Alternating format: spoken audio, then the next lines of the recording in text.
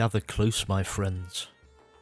The night is long, the wind whispers secrets, and the shadows stretch just a little farther than they should. What I'm about to tell you is not just a story, it is a warning. A legend as old as the stones that sleep beneath the moors of Cornwall. Listen well, for this tale will chill you to your very bones. Far beyond Penzance, stretched between that place and St. Just, lies a great barren wasteland called the Gump.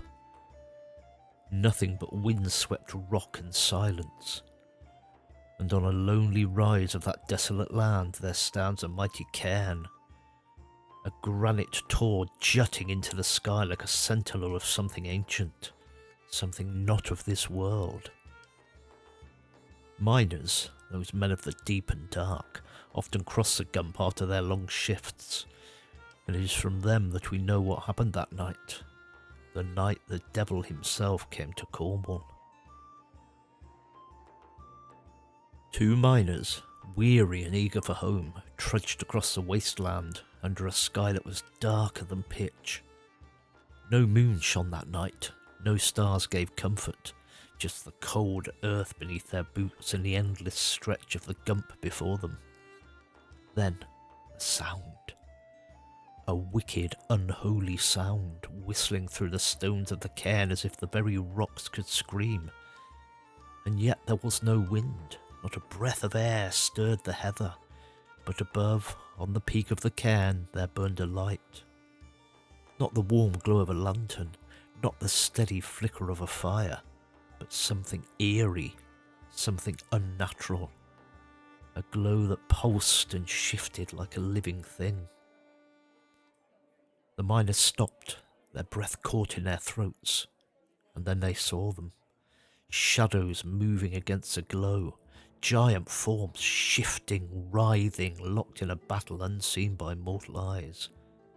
And then, the pounding of hooves. Out of the darkness a horse galloped towards them, its rider cloaked in black, his hood was drawn low, his face hidden in shadow. His voice when he spoke was deep and filled with something that sent a shiver through their bones.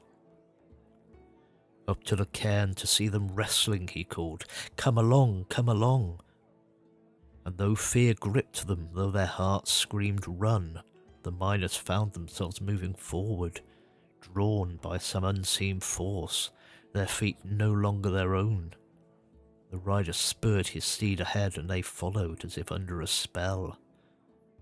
And at the base of the cairn they saw them. The wrestlers. Not men as we know them, but giants, great and terrible, their eyes gleaming with something dark and wild. They grappled, they fought, their massive bodies crashing into the earth with the force of thunder. And the rider, he dismounted, cast off his cloak, and there he stood in all his terrible glory. Old Nick himself, the devil, his eyes burned like embers in the night, casting that same eerie glow that had lit the peak of the cairn. The miners knew then what they watched was no mere match.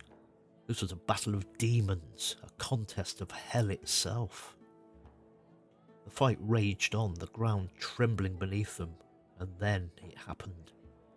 One of the wrestlers was thrown down with such force that the earth itself seemed to groan in agony. He lay there, twisted, unmoving, dying. The miners, their souls screaming in terror, did the only thing they could. They fell to their knees, and they prayed. And as soon as the first word left their lips, the ground beneath them shook with a force unlike any before. The very stones of the cairn trembled as if the earth itself sought to cast out its unholy visitors. The glow vanished, swallowed by the darkness, the air filled with a vast and terrible noise, a rushing, a roaring like 1,000 voices screaming at once, and then silence. The miners found themselves alone, no demons, no wrestlers, no devil, only the empty land and the cold breath of dawn creeping over the horizon.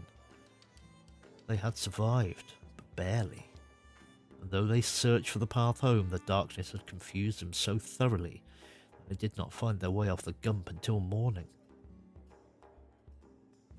To this day, none who cross the Gump at night dare to look towards the cairn, for though it stands silent in the daylight, when darkness falls, some say they still hear the echoes of a fight long past, and some, the unlucky few, claim they see the glow flickering against the night sky, and the shadowy figures moving once more. So tell me, friends, if you were there that night, would you have prayed? Would you have joined the wrestling? If you enjoyed this tale, if it sent a shiver down your spine, then do me a favour. Please like this video, subscribe to the channel and leave a comment below. Have you ever seen something in the dark that you can't explain? Share your story, I want to hear it. Remember, next time you cross an empty land at night and the wind carries a sound that should not be, keep walking, do not look back. Sleep well, if you can.